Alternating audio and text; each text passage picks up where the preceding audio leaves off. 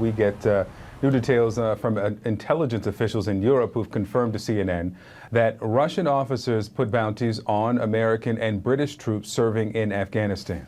That's right. CNN's Nick Payton-Walsh joins us now. And Nick, you actually spoke with intelligence officials. They confirmed that reporting. Yeah, it's an extraordinary but also complex story here. At the heart of it, though, is something very simple.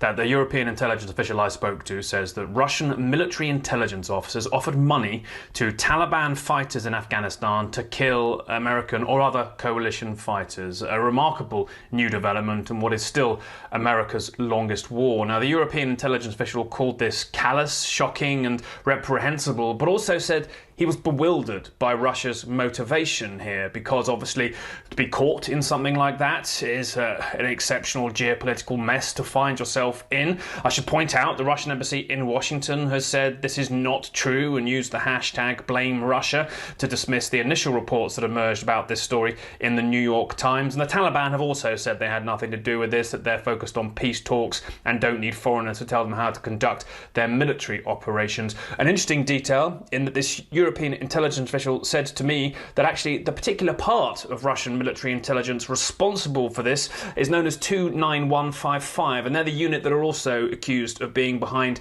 the poisoning in Salisbury in the United Kingdom in 2018 of the Skripal father and daughter. I don't know if you remember that. Most importantly here, though, the European intelligence official said to me that this offer of money had in fact resulted in casualties in the coalition. He wasn't clear on the nationality, the number, the date or the nature, but it does show that this offer didn't just disappear as an idea. It caused something very real to happen. The White House itself, in its statement, has not come forward and denied these reports about the intelligence. They have instead chose to try and correct the New York Times' reporting that suggested President Donald Trump and his Vice President Mike Pence, who you heard from just there, were in fact briefed about it back in March. The White House says that is not true.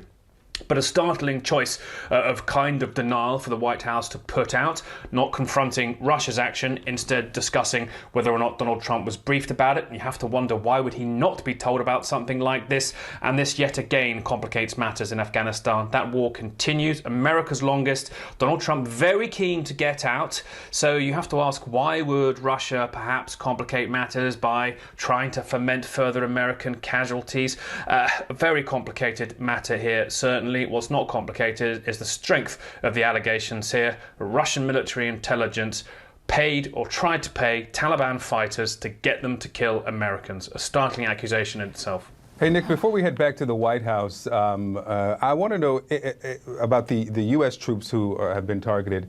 Are we hearing anything from Downing Street about the British troops who've been targeted? Anything publicly? No. In short, no, not at all. And while it is clear that British troops were also possibly part of those targeted here as well, the European intelligence official I've spoken to speaks more about the wider coalition potentially having been targeted here. So, of course, one of the details that people were trying to get the answer to is exactly who the casualties were that were caused by this alleged offer or payment of money by Russian military intelligence. But it is startling, frankly, to see the depth of the allegations of Russian meddling in Afghanistan, the callousness, frankly, of them trying to foment something like this, and at the same time, too, the White House choosing to deny part of the report, but not all of it. And Joe Biden, you heard there, strident in his response. Nick Payton-Walsh for us there in London. Nick, thank you so much for the reporting. And let's focus now on Joe Biden, Democratic presidential candidate, I should say, the likely nominee, slamming President Trump on this Russia report. Watch. Not only has he failed to sanction or impose any kind of consequences on Russia for this egregious violation of international law, Donald Trump has continued his embarrassing campaign of deference and debasing himself before Vladimir Putin. He has this information, according to the Times, and yet he offered to host Putin in the United States and sought to invite Russia to rejoin the G7. His entire presidency has been a gift to Putin, but this is beyond the pale. It's a betrayal of the most sacred duty we bear as a nation, to protect and equip our troops when we send them into harm's way. A damning indictment there from Joe Biden. Let's bring back Sarah from the White House. And Sarah, 24 hours after this story broke. Now, this really struck me that they waited 24 hours for the White House to finally issue a response, saying that the president and vice presidents were never briefed on this intelligence. That alone is a stunning statement, but many experts aren't buying it.